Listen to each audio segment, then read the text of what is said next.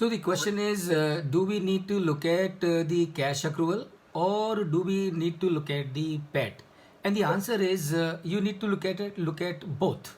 Both are important. Both are important because profit after tax tells you आप कितना profit कमा रहे हो, और कैश अक्रूवल टेल्स यू कि आपके हाथ में टोटल कैश कितना अवेलेबल है. प्रॉफिट का तो कैश आपके हाथ में अवेलेबल है ही है, उसके अलावा जो डेप्रिसिएशन और अमोर्टाइजेशन का जो कैश है वो भी आपके हाथ में अवेलेबल है.